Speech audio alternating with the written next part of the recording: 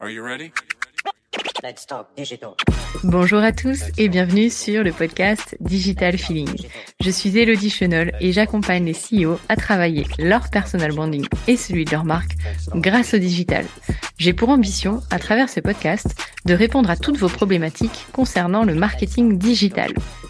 Pour cela, si vous avez une question, rien de plus simple, vous m'envoyez un message sur LinkedIn en privé et j'y réponds lors d'un épisode.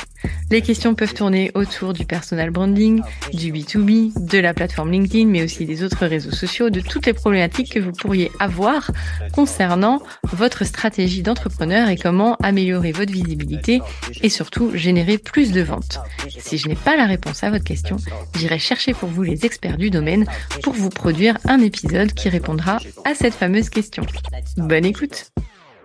Bonjour et bienvenue dans ce nouvel épisode hors série pour l'été de Digital Feeling, le podcast dans lequel je vais vous parler d'IA générative et de marketing digital, mais ce coup-ci sous le parasol.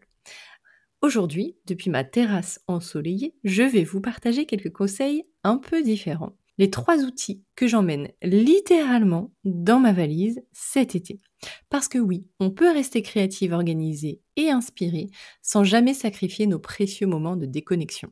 L'idée n'est pas de travailler H24 bien sûr, mais d'avoir sous la main ces petits assistants numériques qui nous facilitent la vie, même en mode vacances. Alors c'est parti, je vous propose mes compagnons de voyage. Le premier, c'est Canva. Canva avec son IA intégrée. Et là, je vous vois arriver, Elodie, Canva en vacances, vraiment? Eh bien oui, pas pour bosser comme une folle, mais plutôt pour ces petits moments où l'inspiration vous frappe. Vous savez, quand vous êtes face à ce magnifique coucher de soleil et que vous dites « Oh, tiens, si je partageais cette citation qui me trotte dans la tête ?» Eh bien, avec Canva IA, je peux vous dire, créer une story Instagram avec une citation inspirante sur la créativité et une ambiance plage bohème, et bam! En 30 secondes, j'ai un visuel professionnel harmonieux prêt à être publié. Et je pourrais même ajouter que je peux le faire directement via ChatGPT en ayant ajouté le GPT Canva. Et là, j'ai juste à taper le texte et j'aurai également le même résultat. L'autre jour, j'étais au café face à la mer et j'ai eu l'idée d'une infographie sur les 5 erreurs à éviter avec ChatGPT. Parce qu'on le sait, une infographie va quand même mieux parler que de longs textes ou de longs épisodes de podcast. Alors j'ai décrit mon idée dans Canva IA. J'ai infographie moderne, couleur pastel, icône minimaliste, parce que j'avais déjà en tête ce que je voulais pour le format LinkedIn. Et le résultat, une création que j'aurais mis probablement 2 heures à réaliser toute seule. Là, c'était fait en quelques minutes. Alors le truc en plus, c'est que Canva comprend, entre guillemets, le contexte. Si je lui dis style vacances méditerranéennes, il va adapter automatiquement la palette de couleurs, les typographies et même les éléments graphiques. C'est quand même super sympa. Et le meilleur, tout se synchronise. Je crée sur mon téléphone, depuis ma chaise longue ou sur la plage, et je retrouve mes créations sur mon ordinateur à mon retour, qui me permet peut-être de les améliorer, de changer, d'aller plus loin.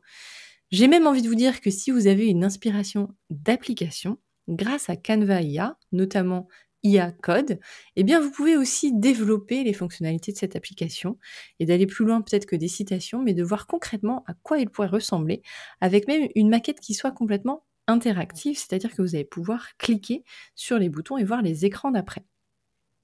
Canva IA, c'est vraiment une révolution. En tout cas, moi, je ne peux plus m'en passer et j'avais très envie de vous le partager. Le deuxième outil, c'est Notion. Notion, je vous le présente plus. Tout le monde le connaît, en tout cas tous les entrepreneurs le connaissent. Je parle de Notion parce qu'il y a de l'IA dedans, mais ça pourrait très bien être Note. En tout cas, avec Notion, je vais pouvoir capter les idées qui surgissent entre deux baignades, notamment parce que c'est un peu une arme secrète pour les vacances créatives. Alors on le sait tous, les meilleures idées, elles arrivent souvent quand on lâche prise, c'est-à-dire sous la douche, en marchant, en sirotant un café. C'est exactement dans ces moments-là que notre cerveau, libéré notamment du stress quotidien, fait des connexions géniales. Le problème, c'est que ces idées, si on les capture pas tout de suite, elles vont disparaître. Elles ne reviennent jamais. Donc il faut absolument les noter. Et c'est là que Notion AI devient intéressant. Imaginez, je suis allongée sur ma serviette et soudain, l'idée me vient d'un nouvel atelier sur l'IA pour les créateurs de contenu. Au lieu de me dire j'y penserai plus tard, évidemment, on oublie, on n'y repense pas, je sors mon téléphone et je note juste atelier IA, créateur de contenu, angle, productivité, sans perdre authenticité.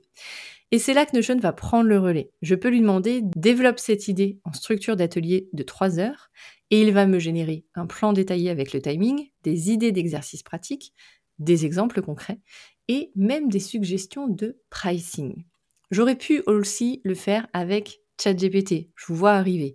L'avantage de le faire sur Notion, c'est que après, je garde un historique, en tout cas un endroit où je peux retrouver toutes mes idées, qui est quand même beaucoup plus facile à classer qu'un ChatGPT. Alors avoir ce Notion, c'est un peu mon assistant créatif qui transforme mes pensées éparses en projets structurés. C'est exactement la définition qu'on pourrait donner de Notion. Le petit bonus de Notion, c'est qu'il s'adapte à notre style. Plus on l'utilise, plus ses suggestions collent à notre façon de travailler. C'est vraiment un carnet de notes augmenté. Et le troisième outil que j'avais envie de vous partager, sans surprise, j'ai envie de vous dire, évidemment, c'est mon chouchou, c'est ChatGPT. Alors, je dis que c'est mon chouchou parce que c'est vraiment l'outil le plus polyvalent. Alors, attention, je vous dis pas de sortir ChatGPT pour aller bosser pendant vos vacances, mais plutôt vous amuser avec et de l'utiliser comme un compagnon de réflexion. Moi, je m'en sers pour ces moments où j'ai envie de jouer avec des idées, sans pression, par exemple. Je me dis, et si je créais une formation complètement inédite ? J'ouvre ChatGPT, je rentre mon prompt, imagine une formation innovante qui mélange IA, stratégie de contenu et développement personnel pour des consultants qui veulent se différencier, soit créatifs. Le résultat, j'obtiens 3 concepts complètement originaux auxquels j'aurais pas forcément pensé toute seule. Pourquoi ? Parce que on a nos biais, on a nos prismes, etc. Et donc d'utiliser ChatGPT, ça permet d'aller plus loin, en tout cas de voir les choses différemment de notre façon de voir les choses. Alors, dans les propositions, j'ai eu l'IA comme révélateur de personnalité professionnelle, créer son avatar digital avec l'IA pour une communication plus authentique, et enfin l'IA storytelling, transformer ses échecs en success story. Alors, ChatGPT, c'est comme avoir un partenaire de brainstorming qui n'a jamais de baisse d'énergie, ça c'est quand même intéressant, qui ne juge jamais vos idées folles, ça aussi c'est cool, et qui rebondit toujours avec des propositions. Alors oui, on l'a vu, on le sait, souvent il va dans notre sens, souvent il est d'accord avec nous, néanmoins ça permet d'aller plus loin dans juste une idée et de pouvoir utiliser un outil qui vous permet d'ouvrir sur des angles auxquels vous n'avez pas forcément pensé, puisque on le sait, c'est dans les moments où on est en vacances qu'on a souvent le plus d'idées, donc là, c'est quelque part, vous l'avez dans votre ChatGPT et vous pouvez y repenser pour la développer et ensuite peut-être retourner sur Notion. En tout cas, vous pouvez créer un dossier idées de vacances dans ChatGPT et puis vous aurez tout l'historique des prompts que vous avez fait ensemble pendant cette période. Qui sait, ça deviendra peut-être un sujet que vous allez développer à la rentrée. En tout cas, moi, les idées d'atelier, là, elles me plaisent bien. Voilà pour mes 3 compagnons de voyage de cet épisode. Si je récapitule, on a parlé de Canva AI, de Notion AI et de ChatGPT. L'idée, évidemment, c'est de ne pas travailler pendant vos vacances, mais d'avoir des outils à portée de main pour quand l'inspiration viendra vous frapper et qu'elle ne soit pas juste un moment, mais quelque chose de concret que vous pourrez ensuite travailler grâce à ces outils. J'espère que cet épisode vous a plu. N'hésitez pas à le partager avec vos collègues qui partent bientôt en vacances et retrouvez-moi pour le prochain épisode où on plongera pour d'autres outils à emmener avec nous pendant vos vacances. À bientôt. Thank you. You're welcome. Let's talk digital. J'espère que ce podcast vous a plu. Si vous avez aimé cet épisode, n'hésitez pas à soutenir le podcast en laissant une note et un avis sur Apple Podcast ou sur vos plateformes d'écoute. Ça me permettra de remonter et de pouvoir partager à d'autres entrepreneurs les réponses que vous vous posez. Merci à tous, à bientôt.